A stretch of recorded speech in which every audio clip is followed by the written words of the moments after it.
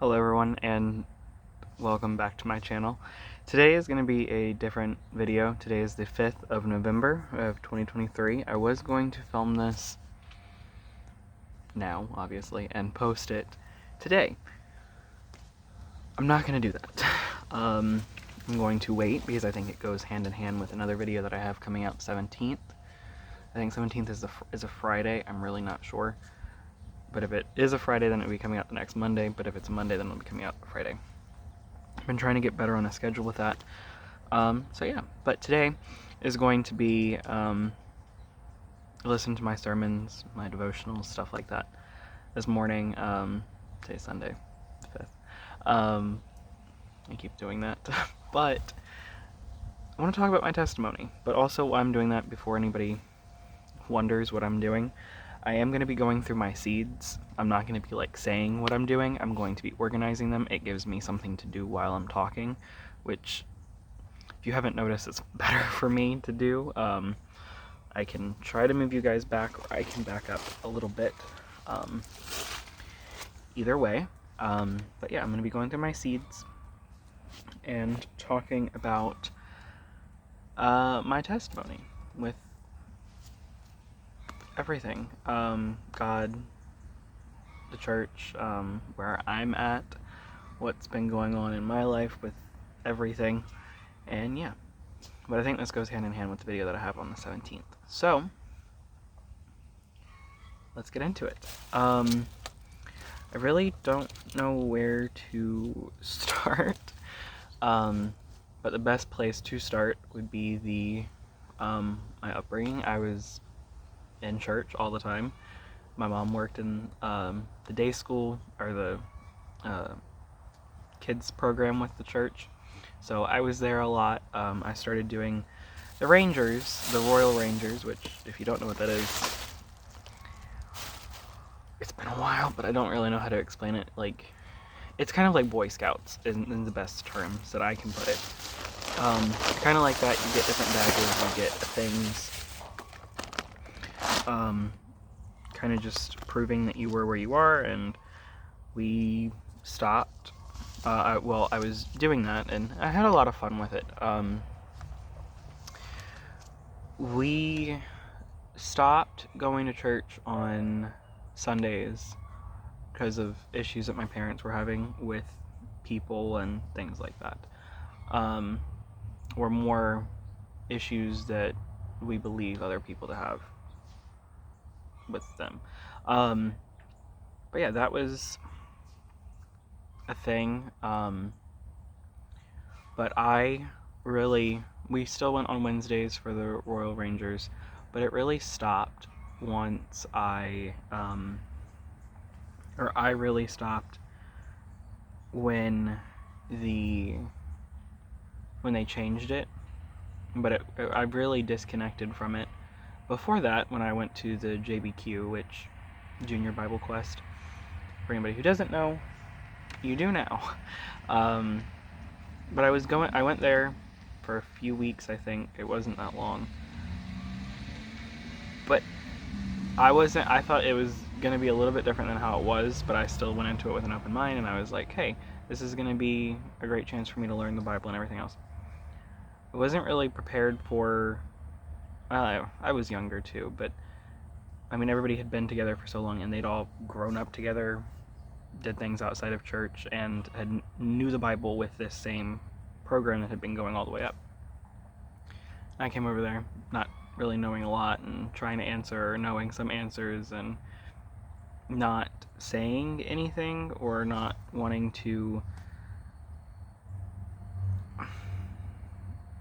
not overstep, but people were always a little bit quicker than me with that, because they knew the answer where I was second guessing a little bit. Even if I knew for sure that's what it was, it still was a little hurtful with that, which it wasn't their fault. It was completely my fault with that, but that kind of disconnected me from the church, and then it led into, well, that was around my 5th or 6th grade year. I think it was 5th or 4th, but I was still going to the Christian school that I went to in elementary school 1st through 5th, and that kept me really involved. So I was really excited about that.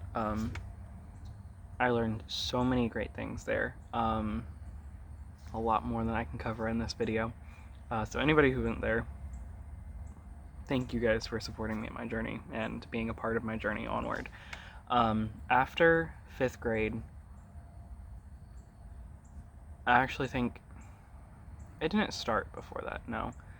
It was towards the end, because I mean, we had a small class. I think my group only had 10 people in it. Yeah, only 10 people my 5th grade year. And it was a lot of people, I mean, people that you'd gone together from school with all the way through. And it was really weird to think that I wasn't going to really see them again, which I really haven't seen a lot of them again. I keep in touch with some of them, but I mean, a lot's changed. It's been 7 years since then now. But everybody drifted after that, which was fine. I didn't want to go to public school, which was the option that I had to do. I mean, I could have gone to the private school, but it was a lot more expensive, which that's how they are, which we knew that. But we made the decision for public school, which I didn't want to. I believe I cried when I went in for the orientation because I shadowed somebody.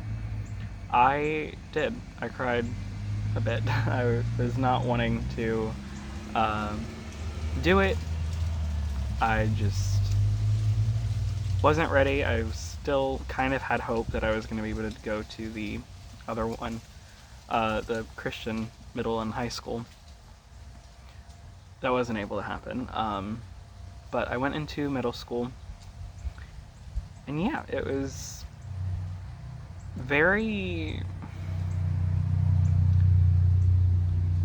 a lot different. And that's kind of where my journey started with, I mean, I went in there with the mindset of I'm not going to make any friends, and I really didn't. I think I made like 1 or 2 friends that one friend that I would consider a friend all the way through that, but I mean, even then, you still go your separate ways and everything. But a lot of stuff happened with a bunch of things. A bunch of it was just bullying from a lot of people, and people are really immature, and I don't know if you've gotten this from videos. I'm rather mature for my age. I mean, people might not see that, but I feel like I am, and compared to other people, I am. Might not be doing all the things, but that makes you more mature, but it's more the inner work of being more mature. But yeah, it was a lot of just bullying and just being different from other people. I mean, I was put into theater because I was one of the last people to enroll. I mean, they put priority against the elementary schoolers who were going into middle school. So I got put into theater. Theater was really good for me. I excelled with it. It was not an it was an outlet. It was a good place for me to be like, hey, I can be silly, I can be goofy, I can be who I am, because that's who I am. So that was really fun. I was able to go all the way through. It was my decision in later years to continue with theater, obviously, but I got a lot of people saying a lot of things with that and just bullying all around. So I really disconnected from God, and we weren't attending a church then. I was listening to some sermons here and there. I knew what I was supposed to be doing. I really wasn't following through a lot with it.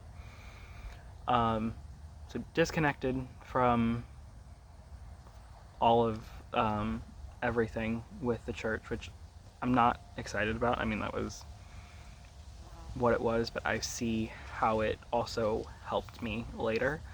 But yeah, it was a lot of doing things that I wasn't, not of doing things, really. It was more realizing that this is what it is. People weren't the best all around, and I had to not put up with it, but I mean, it's hard to explain really, but if you've been in that situation, you kind of know what I'm talking about. Yeah, it was very difficult. I was always more of a teacher's friend, teacher's pet, is what a lot of people said, and I would consider myself that. But I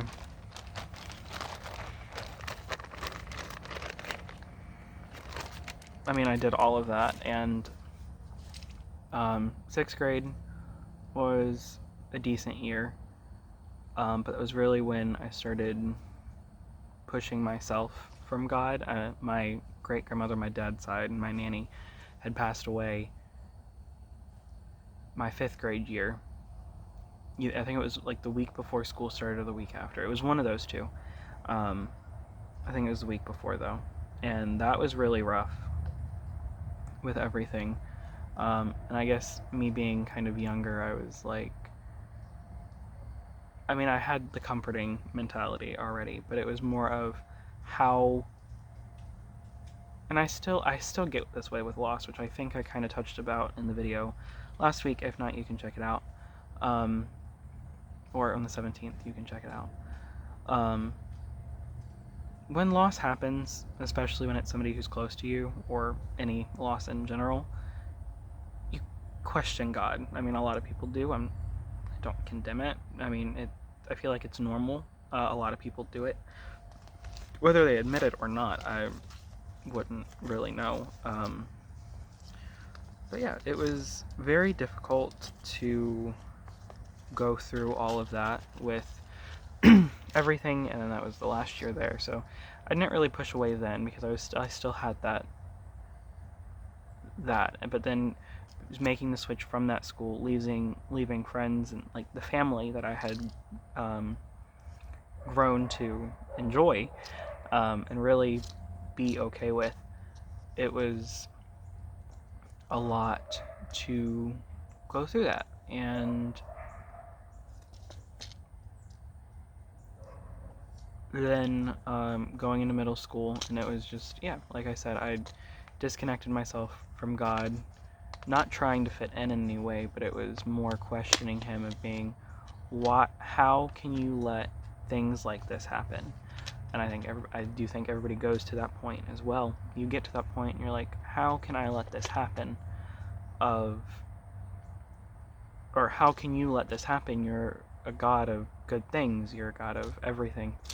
And then you get to the point where I was at, and it was like, why? And you look back, like now looking back on it, I realize why.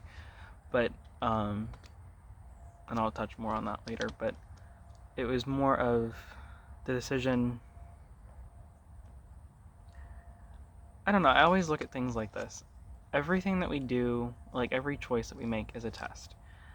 Whether it's one from God or it's any choice. I think the ones from God are more important than anything else. But you get to the point where you have to choose, and I'm not gonna lie, I chose wrong. I chose to disconnect myself from God. I chose to question who he was and really turn away. Now, through that time I was still praying, but I didn't pray as much as I do now. Just because it was difficult to get into that. 6th grade ended. It was pretty good. I was feeling, I had gotten attached to the school at that point. The school, it wasn't the people. I had a lot of great teachers there. It's where I met one of my this is 6th grade year still, where I met one of the people in my life who I would call a mentor in a lot of things, Miss Crittenden. She helped me through a lot, and I think through that, it wasn't complete disconnect, because we did talk a lot about God and the church and everything, and that was the later half of the year, I disconnected the first half of the year. Second half of the year was still disconnect, but also seeing kind of a light. and she was a light in that sense. I mean, she quickly became a mentor, or a teacher, a mentor, and just a friend, and a friend and a sister in Christ. She really just said that it just, I don't know if she really ever said it, but just how she is, her actions and everything, just were very grounding for me. And we had a lot of laughs. A lot of times where people get things confused, but you don't really know the intentions that somebody has unless you reflect on their heart. And I was able to reflect on her heart, because I am really dark. I was able to reflect on her heart, and she was able to reflect on my heart as well, and we were able to see where the miscommunication was with what was going on. It was more so for me because, yeah, but a lot happened. If she's watching, thank you. You have been an incredible mentor in my life. I thank you all the days of your life and my life for that as well. But that was a big part of. I really enjoyed all of our talks, and even more so for 7th grade year, I continued to go down there during like flex time. I was like, can I go talk to somebody? Or I think I said, you weren't supposed to do this, but I was like, can I go to the bathroom? And he was like, sure, whatever. Or she said, yeah. Or no, that year the 7th grade year, I was like, can I go talk to Miss Crittenden? And she was like, if she wants to talk to you, yeah. And I was like, okay, cool. And I went down there, I would talk to her. And it was just constant building. 7th grade was really hard for me, outside of that connection with her. I stopped talking to people from in school. I stopped talking to people probably around October 15th or 20th. And I did not talk to anybody, like any students, anybody my age, until, outside of like hello and like group work and stuff like that. I didn't talk to anybody from then to, when was it? It was February 4th, my birthday. I didn't talk to anybody, but I had always had Miss Crittenden. Through that time, I forgot. I had a teacher who I also would call a mentor just in all things. She was always, Miss Crittenden was too, but she was as well, Miss Futrell. She was a wonderful teacher. Absolutely loved her. She just, I say friends because it's kind of what looking back,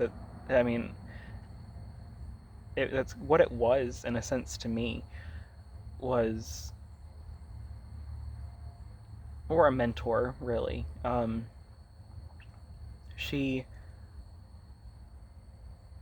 helped me through a lot of things, and I don't know why, it was just from the moment that I was in her class, I was like, this is a cool teacher. I really like her.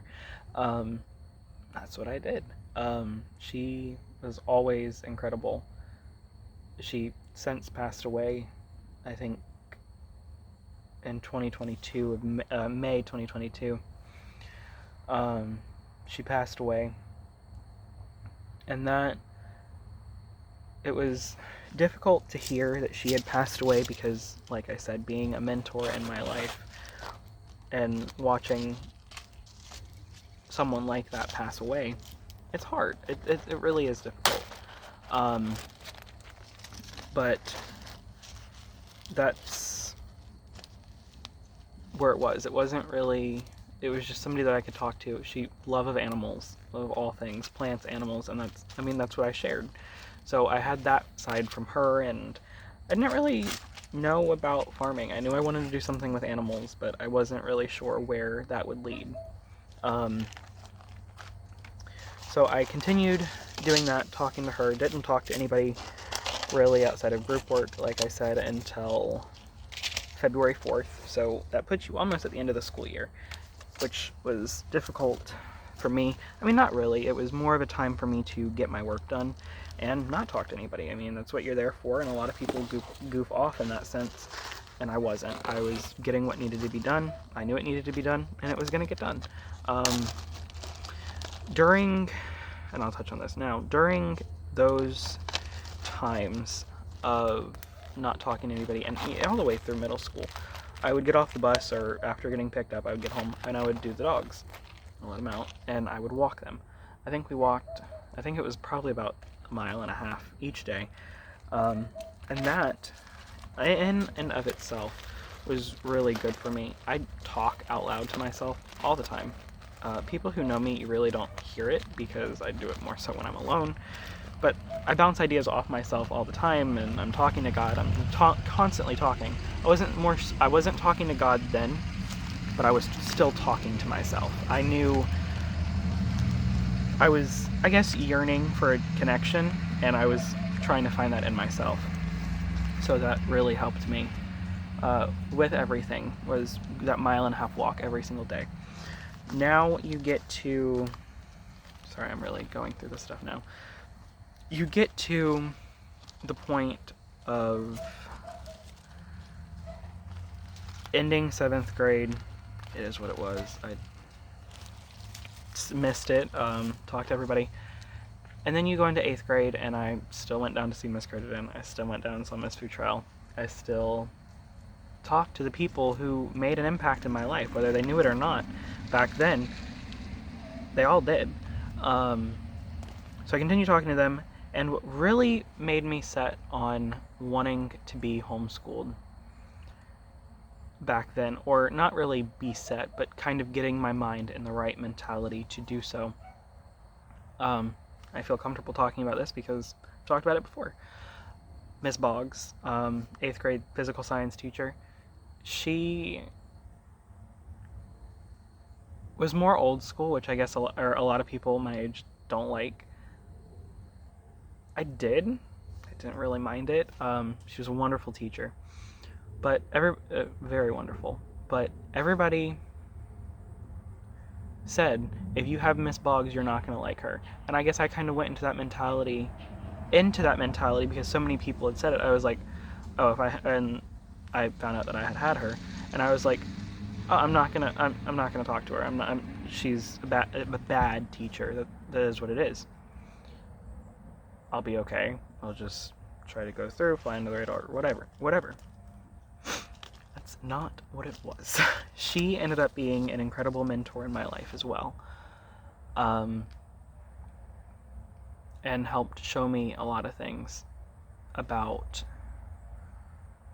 perspective, I guess.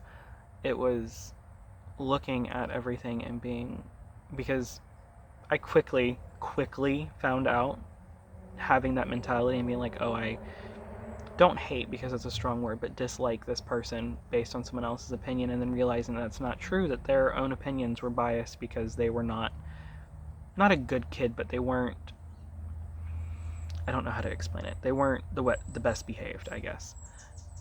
And I mean, you have to do what you have to do, and I understand her point of view, and I agree with her point of view. No matter what people say, she was a mentor in my life.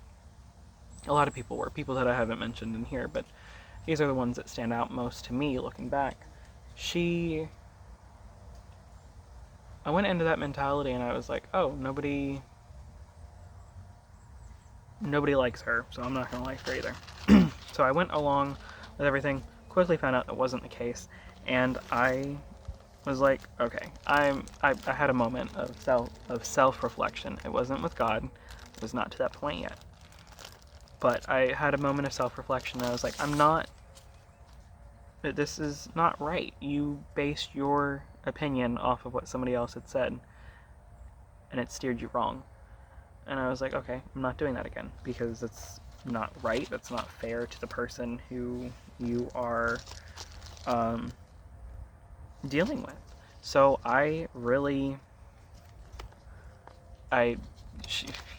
she was a lot better than what people had said. I became really fascinated with everything that she did, and yeah, it was a good, she was a good person, and she still is.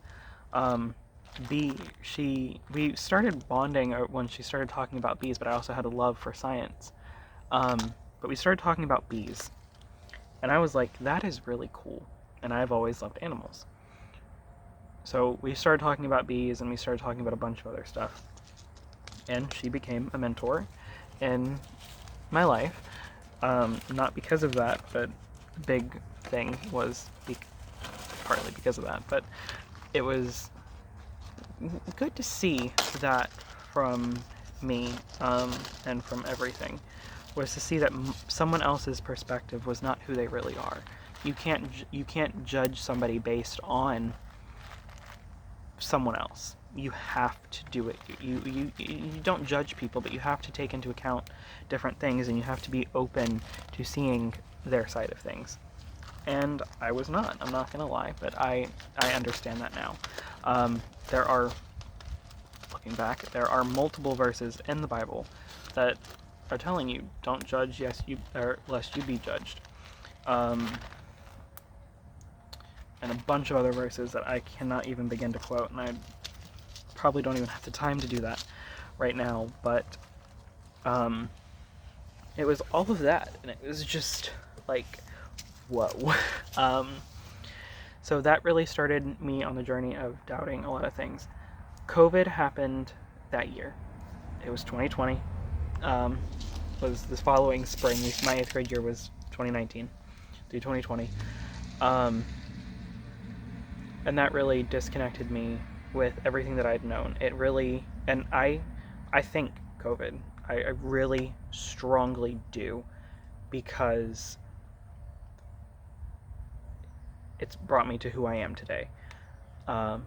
Self-reflection, everything, just growing and learning so much. But I continue to do everything, like the schoolwork and all that stuff, obviously. But I was not here. I was not at home. I was 2 hours away in Farmville with a family friend of ours. And I mean, we were still doing stuff with church, but it was more, I'm not going to say more disciplined in that area, but it was, in a sense. And it's weird to explain. I really can't explain it. But it was good for me. So I was there for a little while, really just found a new love for everything, and I really found God in a way that I hadn't before. I realized it wasn't just finding God through somebody else's lens, which I feel like that's what a church is teaching you, is find God through our lens. This is what God is. They're putting a box on something that you cannot put a box on. And I found God not for who someone else said, but I found him for myself. I was able to look back at the experiences that I had been through and everything else. And during that time, before COVID, before shutdown and everything else, I had considered suicide. Not gonna lie. I put this on a few of my social medias before. I had considered it. It was just that hard. I didn't know how I was going to continue going, and it was... Looking back, I don't like it, but I know that I went through that stuff for a reason. So I had strongly considered it, and then COVID happened, and I was like, okay, this is a break that I need. But we started doing a whole lot of things, and it was... But I found God. It wasn't looking at everything and being like, oh, I don't know him anymore. It's not like that. I found him for who he really is. The all-knowing God, the all-loving God. I found him. I didn't find someone else's version of him. I didn't find the version of him that I had said that had abandoned me all those years ago. I found him. That raw, all-knowing, all-loving, all-caring God. I found him in his purest form. I found him in the garden. I found him in clearing land because it was being outside and being in his creation. I was able to really go through that. I found him in the chickens. I found him in different things. And I'd always loved animals. I knew I wanted to do something with animals stated before. But it was looking at that and being like, hey, I can have chickens. Hey, I can have a garden too. Oh my gosh, I want this. And that's what got me started on all of this. I started my bucket, when I got back home, or we had gotten chicks that May, and then I came home in June or middle of June, and that was really good for me. That time away and being able to come back and revived, it started me on my journey. People might not like that, but that's what it is. I got back home and we started a garden. I got back home and we had the chickens. We started getting things going, and just really just enjoying a simpler life, which is what I want, obviously. And just seeing that there is so much more that you can learn from God than just being in a church. And I'm glad I found my experience with God outside of a church, because I'm not going to say I don't feel him in church. I don't, whatever. I'm more connected to God when I am by myself, when I am in the garden, when I'm stewarding his creation, when I am out here talking to you guys, sharing my testimony and things like that. So started being homeschooled, started doing all of this. This is where this started.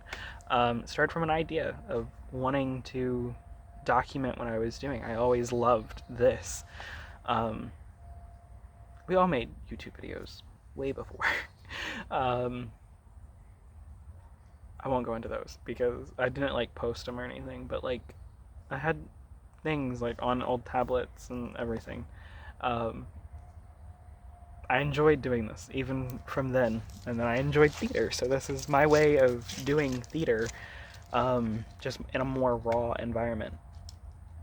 But yeah, I did all of this, and I was really able to self-reflect on a lot, and I found God again. I pray every single day, multiple times a day. When I'm on my walks now, I might be talking to myself.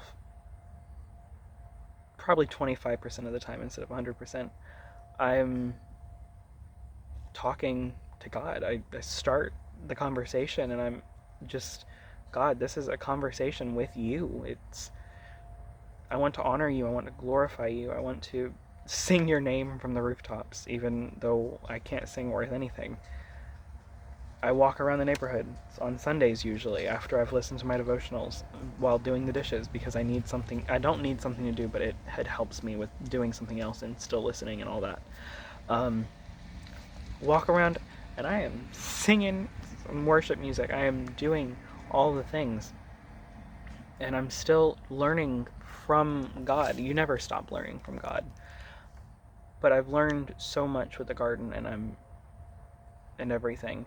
I met Reagan because of this, because I made the decision to get onto YouTube and to get onto Instagram and to share what I've been doing. I really, in doing so, following a passion that I'd always wanted to do, sharing my experiences and sharing what I loved that is glorifying him, I was able to meet Reagan, and that has been the most spectacular person that I could have ever met. She is the most wonderful, wonderful, and beautiful soul that I could have ever asked to meet in this life. She's brought me closer to God. She's helped me heal and get past things that I wasn't really sure I'd ever get past, or to calm me down when I'm worried about taking ducks to wherever. And I started a podcast, From the Farmyard Podcast. If you can see, started a podcast, doing what I love, still being able to do what I love, and doing all of that. So yeah, my testimony might not be everything that other people's testimonies are, but I found God in places where, not where people say you can't find him, but in the more unconventional place. I have learned so much. October the 13th, Friday of 2023 at Homesteaders of America, I got baptized. I have posted that on Instagram and YouTube, or Instagram and Facebook. I got baptized. I did it not to proclaim my faith, yes, but I did it because the experience that I've been through, I need to not, I tend to live in the past a little bit, but not a whole lot now, not as much as I did, but I was like, I'm putting this aside. My past is no longer who I am. It's not what it was, and this is my baptism. This is real. I haven't shared this before. My baptism was to wash away who I was from living it over and over again and trying to change things that you can't change, and experiencing just shutting those doors and opening the gigantic door that's in front of you to glorify God and to do what you've been called to do. And I really believe that I was able to do that even with those doors open. But it's so much better closing those doors to the past. You can't live in the past forever. You can't expect to get somewhere from doing nothing. So yeah, I went through everything, and yeah, sometimes I'm not gonna lie, sometimes I do have the more dark thoughts, the more negative thoughts. Those aren't who I am, and I'm not gonna let it define me, because it doesn't. I am who I am because God has laid his hand upon my life and is leading me through whatever this life has to go through. So yeah, there are times when I might get upset. There are times when I might say things that I don't mean and do things that I really shouldn't do. But God is there no matter what. He never turned his back on me. He was there waiting for me to turn back around and be, God, I need your help. And that was a lot for me to be able to do. I think it takes a lot to realize you're wrong and to change your thinking, and that's what I was able to do. And really do that in a way that helped my life instead of helping my life. Yeah, I know there's going to be struggles. There's always going to be struggles. But I know that whatever I'm going through, I know that other people have gone through it, they've survived, and I know that God is going to be with me through everything that I do. And I can't just say it's it was a rough chapter in my life and whatever else. Other people might say that God's not real. I know he's real because I found him. I came to his feet and I was like, God, I'm done with this. I can't do it on my own. I need your help. Being baptized hasn't been that long, and my grandma told me this, or the pastor, one of the two, I really can't remember now. They said I think it was my grandma. She said it's not about getting into a church right after you get baptized. It's not about doing this and this and that because you've now been baptized. It's about your relationship with God. If you don't have a relationship with God, it's nothing. Your relationship with God is more important than going to a church. So I'm here to tell you that, yeah, it's okay to not go to a church. You can still be a Christian and not go to a church. I'm not encouraging it, but I'm saying that it is okay because everything that you've experienced with church hurt and everything else, that's real. You can't deny that. Find who he is, and everybody has those moments. Mine was rediscovering God and just being like, whoa, he's awesome. And that was really good for me. And I don't know what's going to happen in my future. I can hope and I can pray about it, or I can not hope and pray like that, but I can think something's going to happen, but all I can really do about it is hope and pray at the end of the day, because that's all I have. I mean, not all that I have, but my foundation now with God is so strong that that's what I do. People are going through a hard time, I'm praying for you. If somebody needs my help, I'm sorry this gets better, but how can I help you? long term, not just in the situation, but heal whatever it is that's hurting you now. And Reagan's been that for me. A lot of people have tried doing that, and I really didn't get it then, but I get it now. I understand that now. But yeah, it was all of those things that have led to this point now, and I'm better for it. I praise God every single day. I wake up in the morning and I might not say it every single day, but thank you, God. I'm able to wake up again and I'm able to proclaim your goodness to the world. I woke up again today so I can follow in your footsteps and spread the word and to do what you wanted us to do through obedience. And that's wonderful. My time is getting ready to be cut short, but I think this really explained everything, and this is my testimony. So thank you guys for watching, and I'll see you in the next one.